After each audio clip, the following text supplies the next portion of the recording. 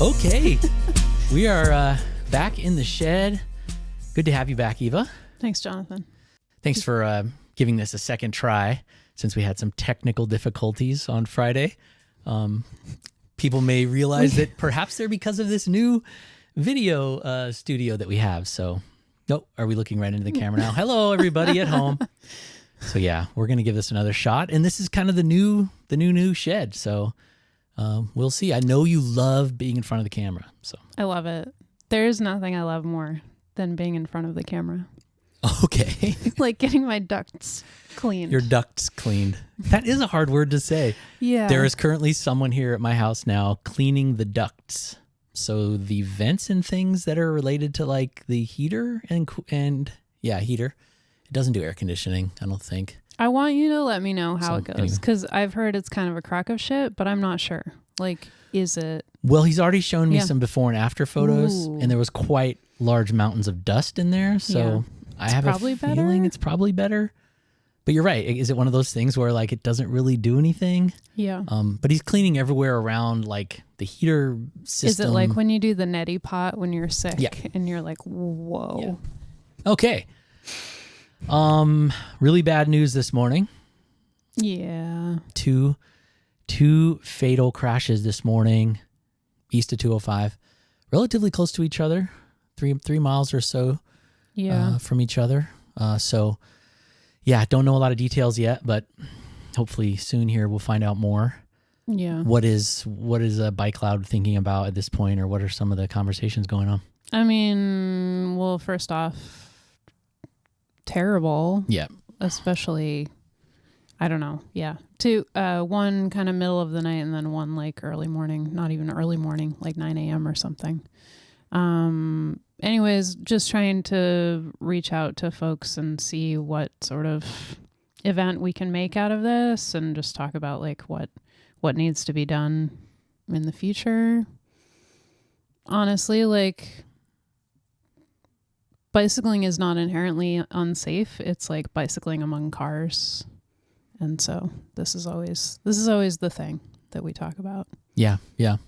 One of them was Northeast 105th, which is a sketchy place, 105th and Marks. Which, I sort of looked up the intersection, but I'm not familiar. It's definitely not like a bike. It's definitely not a bike route most people would be familiar with. It's not a bike route, first of all. It is a street that goes right next to the I-205 path. So if you ever go south on the 205 path, like south of the airport, you may remember like that split where it's right after Alderwood and there's like Johnson Creek is on your right. 105th is one of those streets that you can use to bypass the 205 path, and I know people use it for that. It's just basically like classic north of Sandy, north of Killingsworth, north of Lombard, sort of Columbia-ish, right? Like industrial zone. Airport, no man's land. Yeah, it's kind of just like this, the land use is really, it's like auto collision shops and just, industrial land, which, people aren't really expecting bikes to be around a lot of times. And there's no, especially on 105, on 105th, there's no, obviously no bike lanes, not a lot of infrastructure at all. It's mostly just like fog line, 2 lanes, go for it. So, But the other spot was like, I don't know. I mean, who knows what the situation was, but the other spot is like a super protected intersection. Yeah. Yeah, I'm really curious what we find out on the Northeast Gleason and 128th spot, which is, that's right where the 130s Greenway goes north and south, and the city's got a bunch of newish infrastructure there within the last few years. Obviously, that one was a hit and run, so it's likely that we don't know anything about it, but it doesn't matter what the infrastructure is if somebody is in the mood of a hit and run and it was 2:30 in the morning. We might not find out what really transpired. Yeah, I mean, I don't know if there's the school has a video there. camera. Well, it was right in front of the Menlo Park School. Yeah. Right. I just don't know if schools have public-facing cameras like Business Corridor kind of place would. Yeah. But a lot of houses do, especially houses that are on big-ass streets like that. Right.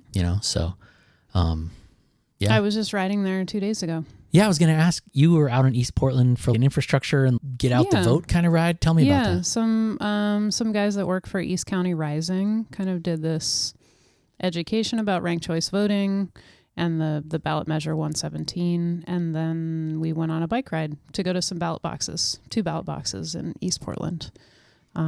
So we were riding on Gleason, on Burnside, on 122nd, all around that area, and then on some greenways as well. Honestly, it's like a lot of protected bike paths on the bigger streets now, not all of them, but buffered bike lanes where there weren't before. But still, like car traffic's going pretty fast. Yeah, it's interesting how the bike infrastructure looks and feels out there. And it's true, a lot of the newest bike infrastructure, and if you looked in the last 10 years or so, the balance of spending tilts toward East Portland for sure, which goes against some of the popular narratives. But, you can only do so much when the speed differential is so high. And it's not as if the city is putting down like big old Jersey barriers that are going to keep people out that are going 30, 40. Yeah. So, and there's still just the getting over 205 is like not great any way you shake it. Like we took the sidewalk over Halsey.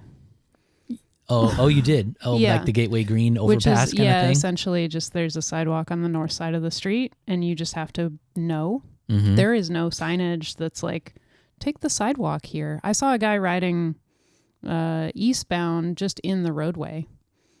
Oh, I know what you mean. Because I think you wouldn't know. He didn't know. And the bike stuff just stops. Yeah. There's no, it's so interesting. There's no it's like, signage all you right need is there. Some green paint. I don't know. Yeah. Something. You literally have, there's nothing to really tell you. You have to know the city bike map, which is ridiculous to think that. Or have gone this way with someone. Yeah. It's just sort of like word of mouth type thing. In Europe, I've seen in some places like way more flexibility on basically the pavement markings, or I don't think as regular. I think our pavement marking systems, because of the federal regs and how it works, are so tightly controlled. So you have local people who are really afraid to do anything that's not in the book because they're worried about legal exposure or whatever, seeing their buddies at the annual conference and they're like, what are you putting down? That's crazy. It's not in the book. Just go out there with some spray paint. Yeah, because I've been in Europe. I think in Budapest, there's just consistency of like a line. Like even if it's a sketchy spot or if it's a gap, there will be like a painted stripe that you can identify as like a bike thing. Yeah. And they're basically saying, follow this cookie crumb trail and get to the rest of the bike network.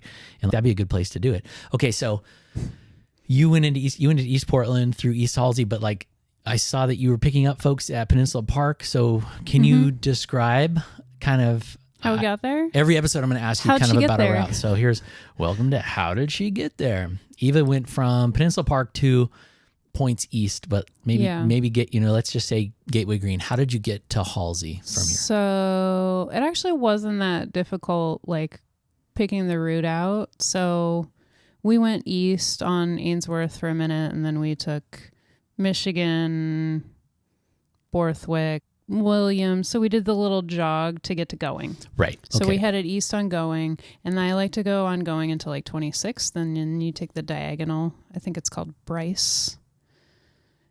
Ooh, so you have a special. I'm like, oh, this is so easy, and then I'm like listing out all of the turns. I'm like, oh, this isn't actually that easy. So then you do kind of a diagonal, and you head further east, basically to get to the top of the golf course.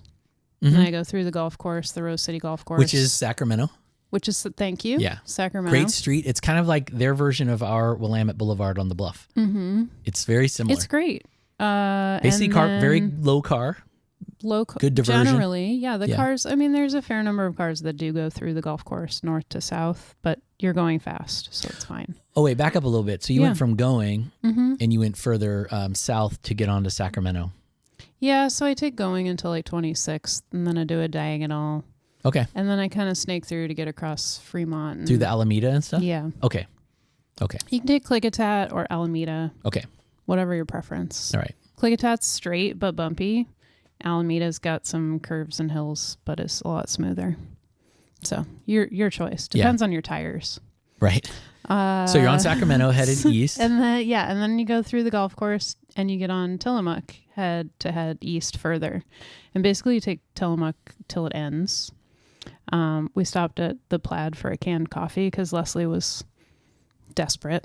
Nice. And so Tillamook ends at 92nd. 92nd. Yeah. So you take it right on 92nd and then you're sort of faced with a very large road. Yeah. And you What take now? a left there and you get on the sidewalk to go over 205. Once you're there, I think we took Halsey, because Halsey's like actually pretty nicely protected for a little ways. But even from the sidewalk on Halsey, you have to skirt back over You across just do some pedestrian Halsey. stuff, basically. I mean, there is a signal, which is okay, but it's just... It's annoying. weird. It's weird and annoying, you know. And then you're in kind of like big box zone, and you're in like faster car zone once you've gone east of 205, and so then you're on. What did we do? Oh, we snaked Halsey. into what park is that? Gateway Park. Yeah, Discovery. Yeah, Gateway and Park. then you take Oregon, which is a greenway for a little ways. There's this really cute little roundabout that I've never seen anywhere else in the city. You know, this tiny roundabout. Yeah. I don't know. We could use those elsewhere. So you went through, when you go through that Gateway Discovery Park, you found that cool little car-free cut-through. Yeah. Used to be a parking lot, and the city did an awesome job to connect it's sort it to of the you greenway. look around and you're like, oh, I'm going to go that way. So I just did like wayfinding down there from It's from actually really signs. pretty good right there. I like that. So that's how you got out east. That's interesting. Yeah. And eventually we ended up at 114th and Stark Okay. at the Rosewood Initiative. Yeah, but could you see the value? Imagine coming east on Tillamook, where it dead ends at 92nd, and then you would just jog to Hancock, which would just be one block, and you'd go right by Jason Lee, I think it's middle school. But right behind that is like dozens and dozens of acres of meadow right next to 205, which is basically the park couplet to Gateway Green on the other side. Yeah. So you could see, like, if we could just build a tunnel or a It's bridge. like you can look down into it and you're like, oh, what is all that nice stuff? It's really nice. And ODOT apparently owns like 80 acres up into the foothills of Rocky Butte. It's just dying to be connected better to Gateway Green, because you could just be in Gateway Green. You could connect to the path, and then you could get over by the transit center. Honestly, you're on the avoid- bridge over 205 and you're like, how do I get Yeah. to that thing that I'm over? Yeah, that's why people were fired up about that undercrossing project getting canceled, because that was a bummer. People were so excited about that, then they canceled it. So you ended up in East Portland. Yeah. Anyways, that was my 27 turn Yeah. directions. Yeah. But so that it must have hit different this morning reading about those I was two like, crashes. oh, I was right there when you went by it. Yeah. Yeah. So we'll see. I think that was the 4th and 5th bicycle fatality so far this year, which is high, which is relatively high. I don't think we've ever had more than 6 or 7 since I've been doing this. So it's usually 1 or 2. It's not rare to have 0. So we're at 4 to 5, but overall our fatality count is down from last year. So, but whatever, I'm not going to do the official counting. More statistics. Yeah. So we'll see. I'm sure by the end of recording this, there'll be some statements out from some of the District 1 candidates who happen to be not just, really into transportation, but, really, really into the planning of those streets. And I know are going to feel, these tragedies this morning, like really deeply. So we'll look to hear something from like Tamor Ender and Steph Routh here coming soon. Yeah. What other news? Or what else have you been doing with something more uplifting? Yeah. You when we had our big technical glitch on Friday, basically, folks, we recorded half a podcast and realized that the mics had like unpaired, and none of it got laid down onto into the actual audio. So, but I loved how you were describing the Bike Buddy program. I know that's something that Bike Clouds got that big grant for. So, tell folks about that, and where are you all in the sort of process of getting that out on the street? So the Bike Buddy program is something that Bike Cloud's been doing for a little while. It's at this point in time, it's still pretty low key. We just have volunteers that help out with it. But essentially it's a mentor and a mentee that get together and go ride bikes together, or like the mentor helps you learn how to ride a bike or find a route or figure out how the heck to carry your kids or your groceries or whatever you want to do with a bicycle, right? Like, we're trying to get people out of cars and onto bikes, and give people freedom, because I think bicycles give you a certain amount of freedom that like taking the bus certainly doesn't. So the Bike Buddy program is something that we put in for a grant with PSEF, Portland Clean Energy Fund. Thank you. It's actually like even longer than that. It's like the Portland Clean Energy and Community Benefits. Right. Yeah. Anyways, so all of that money, there's like a huge amount of money pouring into this fund, and it's funding transportation decarbonization, a lot of like job training for BIPOC communities. Basically, it's the first of its kind that's run by people of color and sort of like initiated by people of color, which is pretty rad. So our Bike Buddy program, we're going to be hiring a program manager that's going to help us, because we're all, volunteers right now, but having a paid staff person to really put this all together. And we're going to get the word out. We're going to pair up with other nonprofits or groups that have folks that are in want of our services and kind of make that happen. And we also have mini grants. So $600 per person, basically, that can help you with repairs or gear, that kind of thing. Yeah. That sounds really good. So how do you all like screen who can be in the program? Is it like an application system and then people get accepted or not? Or do they have to be referred by a social service agency? How's that going to work? I mean, it's basically like anybody can ask for our services, and basically we'll do our best to provide someone that can help out with that. There are certain income boundaries for the micro grants. I see. Right. I was thinking the micro grants because you put that out there and everybody's going to be like, I want a Bike Buddy. Yes. So I can't remember exactly what the wording is, but it's like a certain X percentage of the income, like average income level. Well, cool. That'll keep you busy. That's an awesome program. I'm already busy. Can't wait to see, like, I'm just envisioning like a Bike Buddy reunion party or some kind of thing where all the mentors and mentees can get together and someone goes up on stage and describes this amazing, program where they came in as a total noob and now they're feeling really good and riding around. That's so cool. Mm-hmm.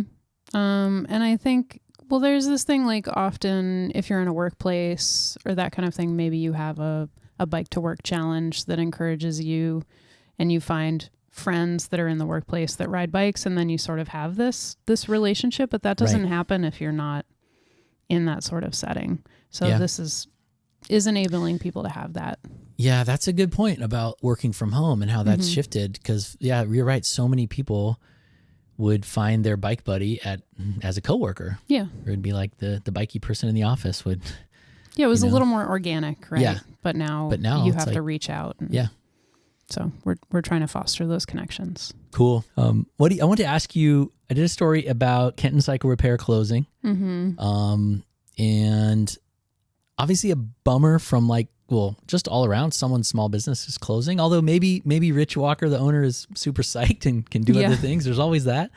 But bummer for the community. The desert of bike shop lacking space is, I think I looked at it, was 18 square miles now. Basically the entire North Portland Peninsula is without a bike shop, which is wild and not good.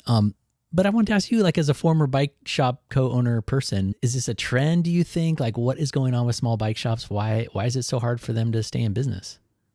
Yeah. Well, first of all, I just think somebody needs to open up a store in one of those empty storefronts in St. John's, because there are a ton. And I don't know, if anybody owns a building in St. John's, like put some more like incentives on the table. Yeah, I agree.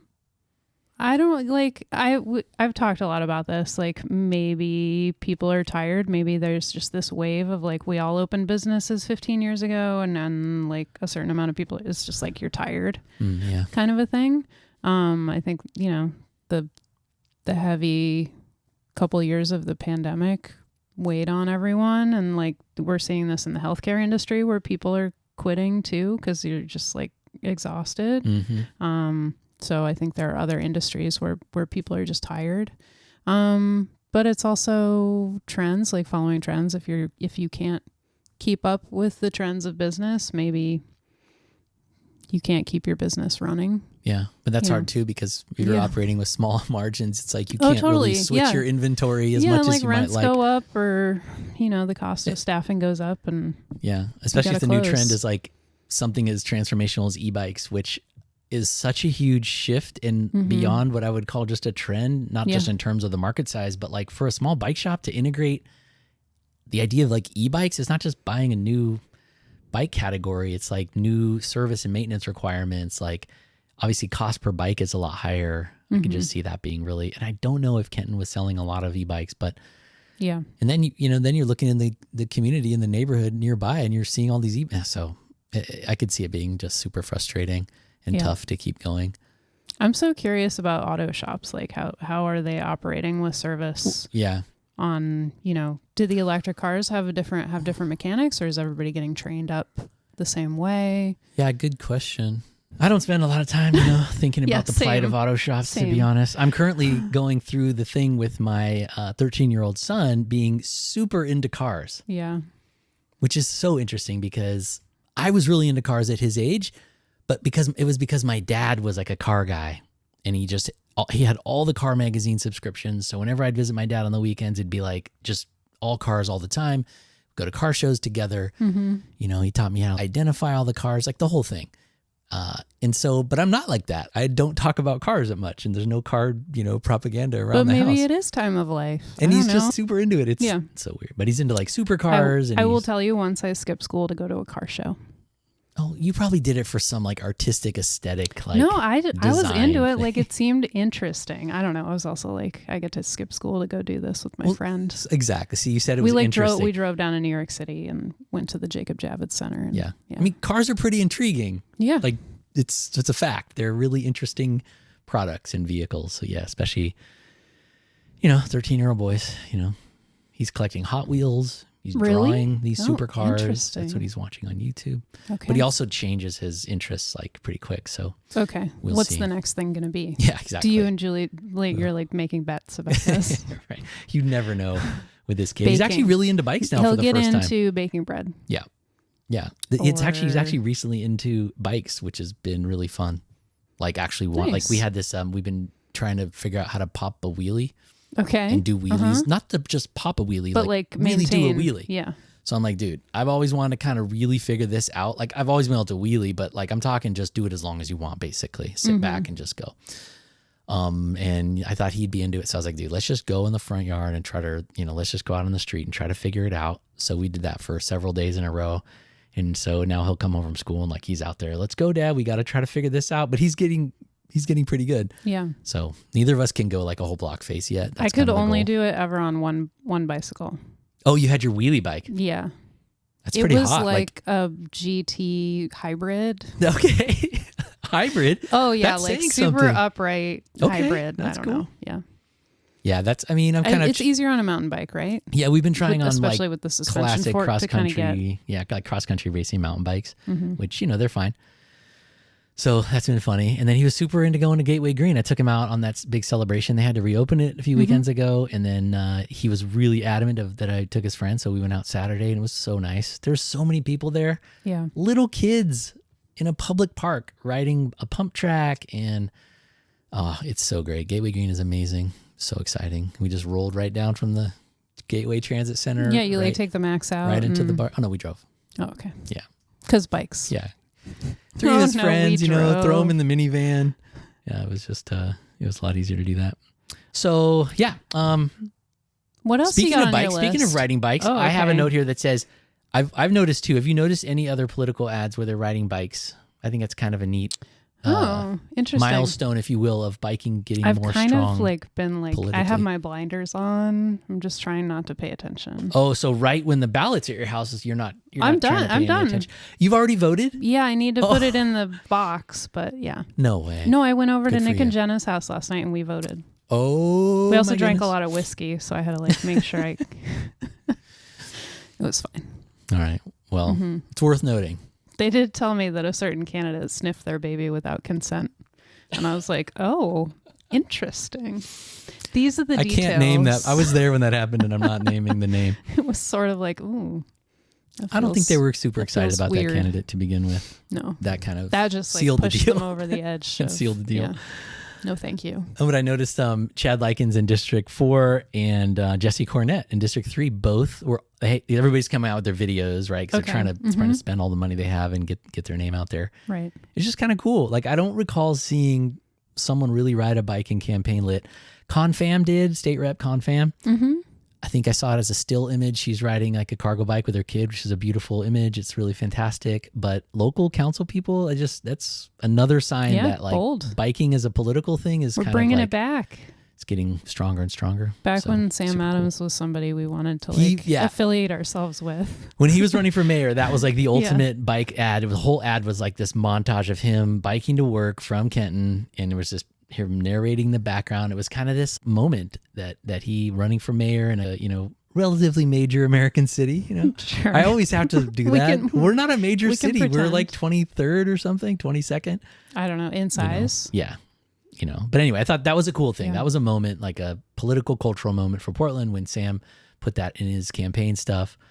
So now it's, Chad and Jesse Cornett trying to carry the torch. But there's none others that have been super bikey in their lit that I can tell.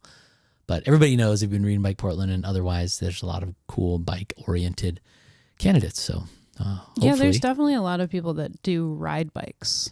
Hopefully they end up on council. It's going to be really interesting if we wake up.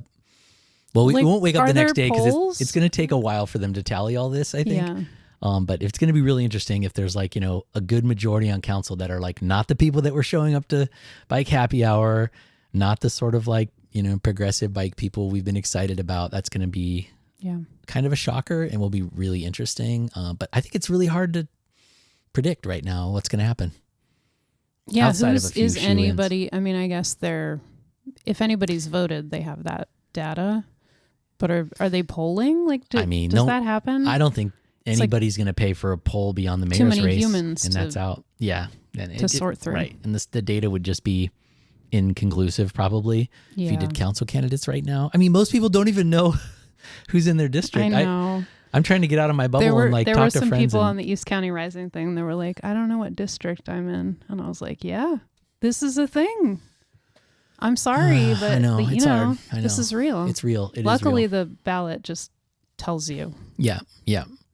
And I'm trying to get people in here to do like I did with Lisa, which I thought was really fun. Mm-hmm. Listen to that episode on the BikePortland podcast, Ballot Banter, District 4, Lisa Caballero and I. I love this title, Ballot Banter. I need 3 more people. I need 4 more people. I want to do one for the mayor's race in all 3 districts, but it's hard to find people like Lisa who are obsessed with local politics. She's awesome.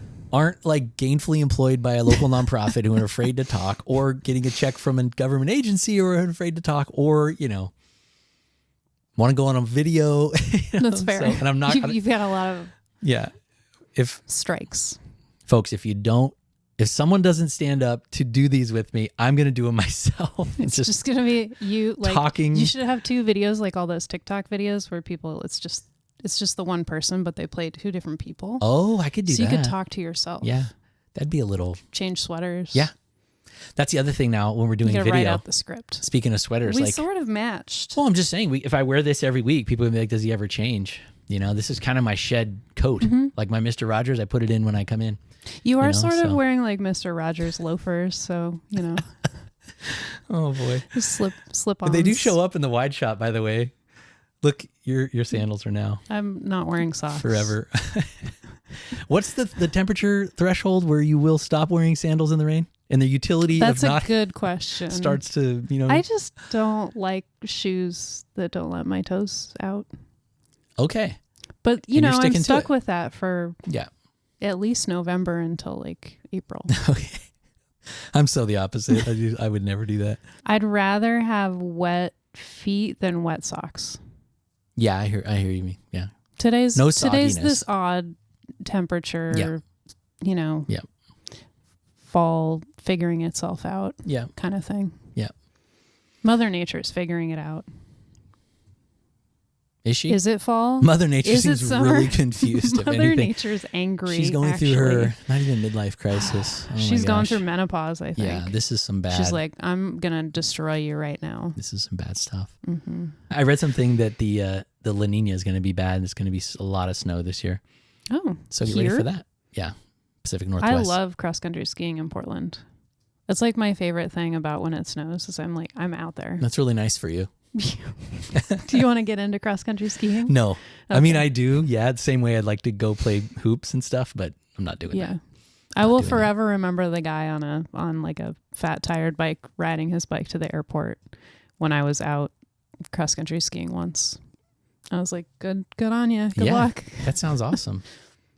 Those fat tire bikes. Speaking of those, do you think it's going to be problematic how we got these little motorbikes all over the place and people keep calling them e-bikes? And I think I got a little bit personally annoyed at something that happened in Rose City Golf Course last week. Uh-oh. And it kind of made me write a story that was probably a little too personally charged than it should have been. What happened? Well, somebody went in there with like an electric moped or a motorbike of some sort and tore through the golf course. Oh, yeah.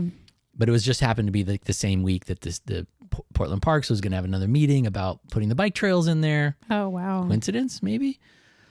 So yeah, and then of course somebody puts on Nextdoor, one of these folks who lives right by the golf course puts it on Nextdoor saying how terrible bikes are and terrible e-bikes are and how if we put more trails in the park, it's only going to make it worse.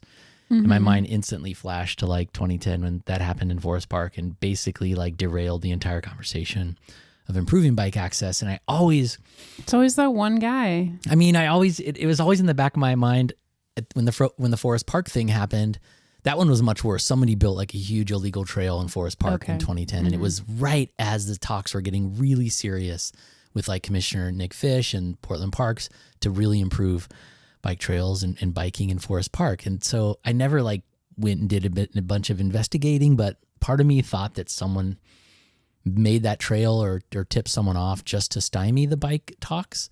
So when I saw this thing happen at, Rose City Golf Course, I'm like, interesting. Wonder if that was really a random person, but it's highly plausible that, I mean, there's just a lot of kids ripping around on these friggin' silly motorbikes, motorcycles.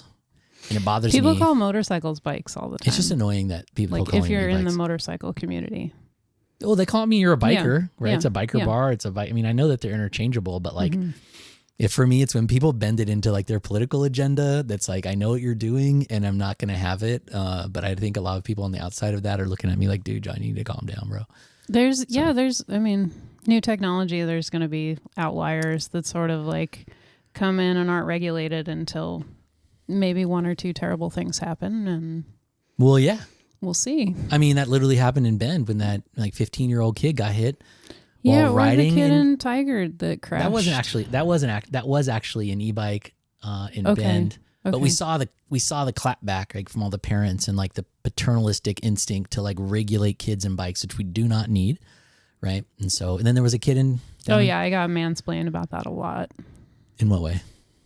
Oh, I have this like really uncomfortable interaction with a man while I was like at a lake in my bathing suit, and he asked, we were like chatting or something, we were sitting next to each other, and he learned that I was in the bike industry and then decided to tell me all of the things that needed to change about e-bikes.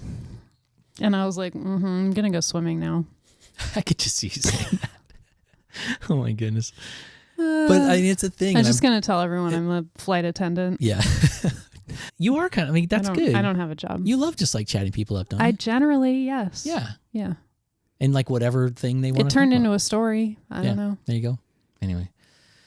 Yeah, the e-bike thing bothers me because we're just coming off that kid in, Tigard High School student in Tualatin, crashed, it looks like. And that was also not a bike. I mean, it's not a bike according to Oregon law. So in that case, the cops called it an e-bike. So then, of course, parents, everybody's going to be, I mean, news stations were doing live, dispatches from in front of the school when that happened with in front of the bike parking with bikes behind them talking about an e-bike crash when it was really an e-moped and an illegal product that you're not even allowed to use on Oregon roads. So to me, it's really frustrating as like a words matter kind of person and someone who knows how politics works. And like, if we don't get this e-bike misidentification thing kind of like, nailed down, it can have really bad negative impacts on e-biking and bikes in general. Cause there's people out there just waiting to sort of like use this broad brush.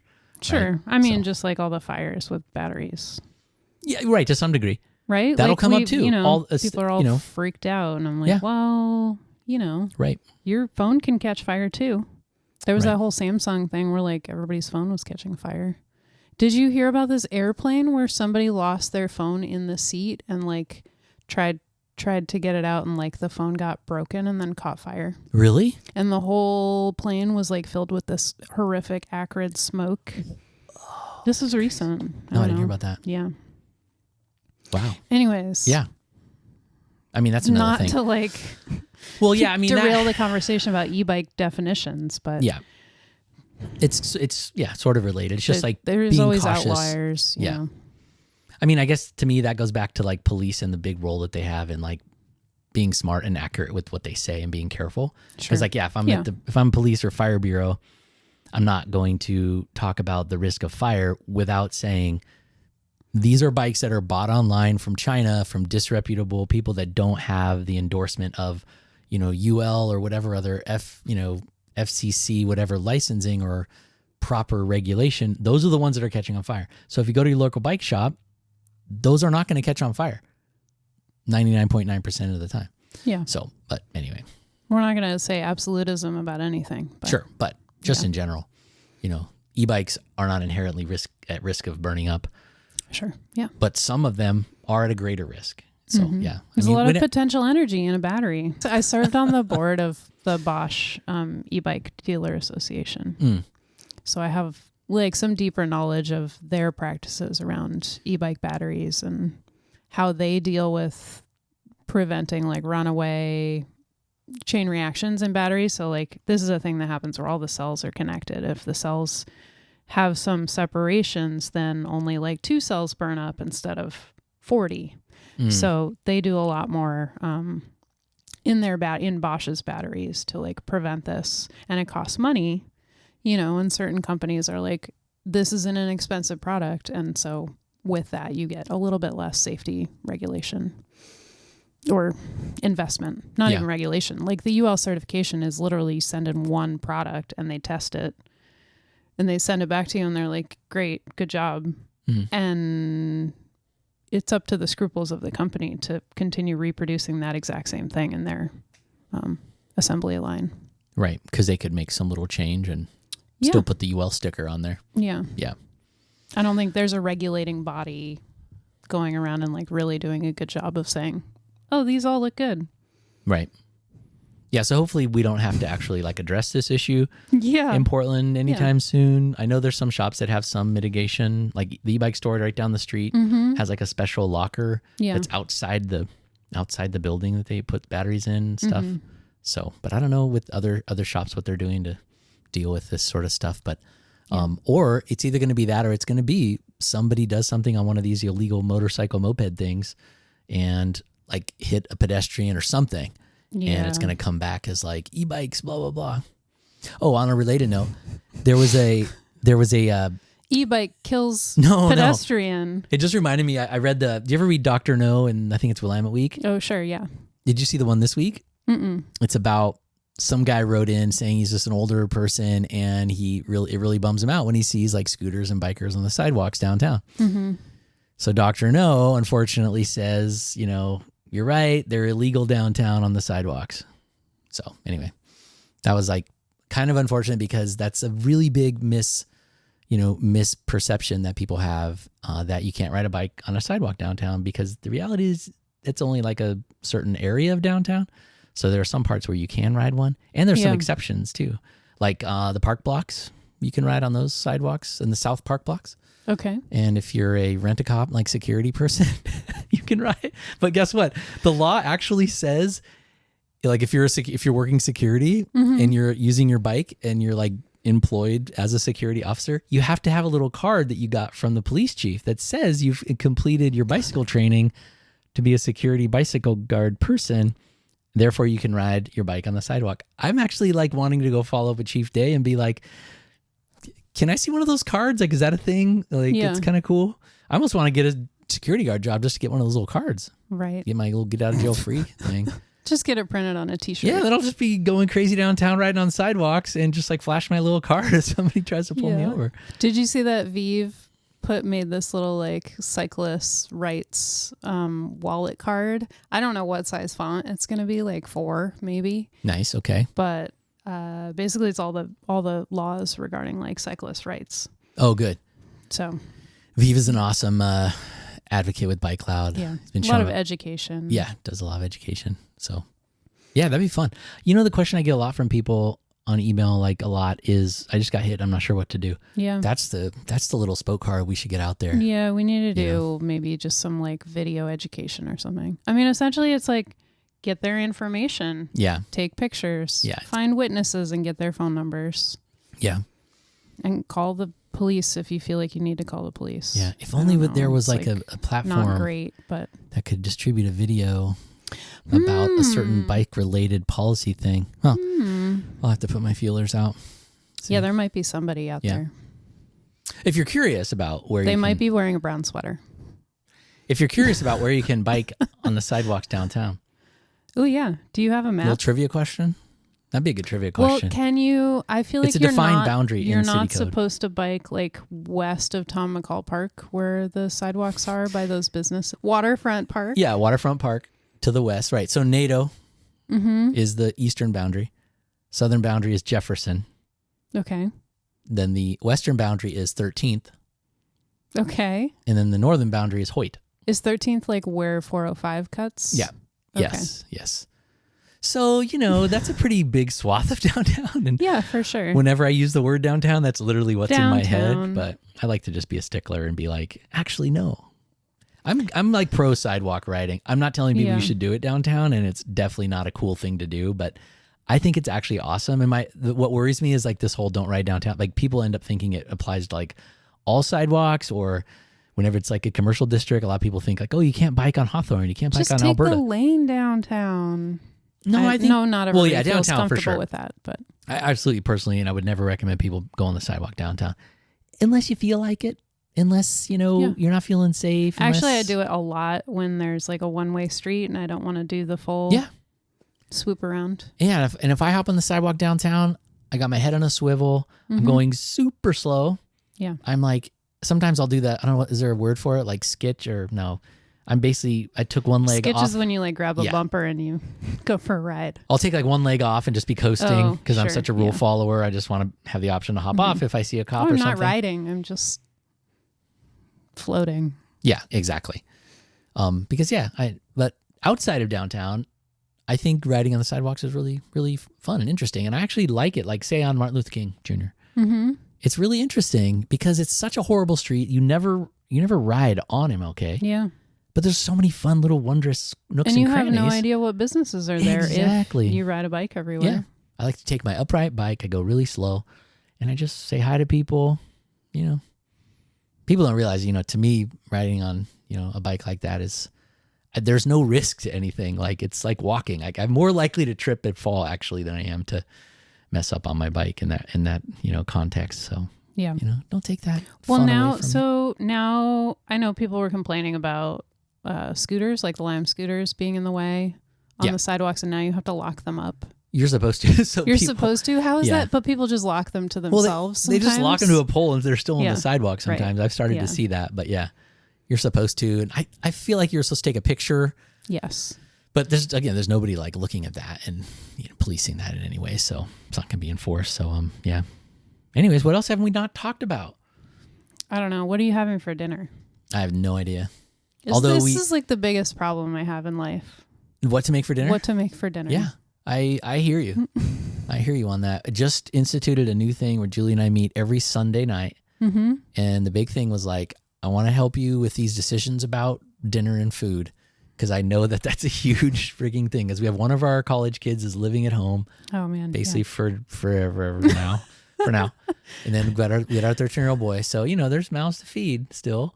And it's just a thing. Yeah. Like Did the kids help? much respect for people who are the ones that do most of that in their household because Yeah. they don't really help much. Although we are having our 21-year-old like once a week. Mhm. She's in charge of dinner. So that's Okay. good. Is she a good cook?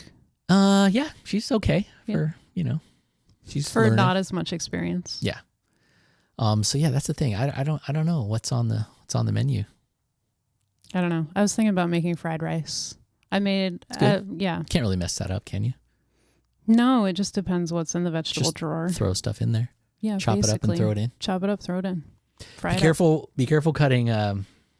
What is it? The big squash. Cabbage? Oh, butternut squash? Butternut squash. Julie just like almost chopped off her thumb. Oh my God. Yeah.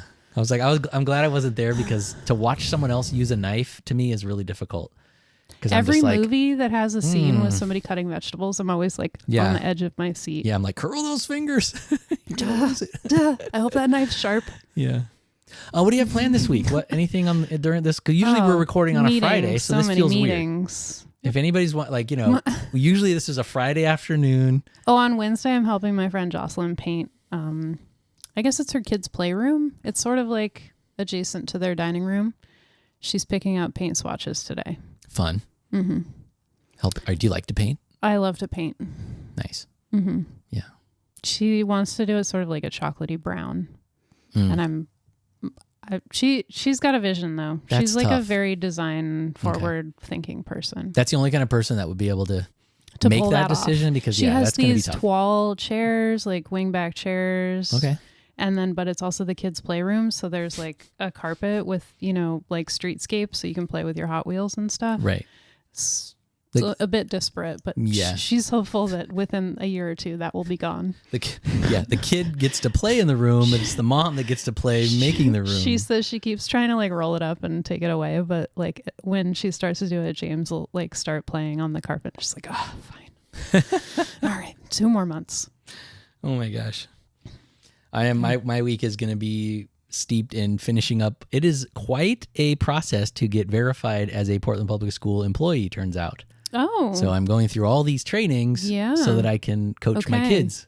But it's the same training whether I could be a teacher and it's the same training. I mean, obviously teachers have to have with kids. certificates, but but it's just kind of like, wow, I did not realize this. This is going to be kind of a thing.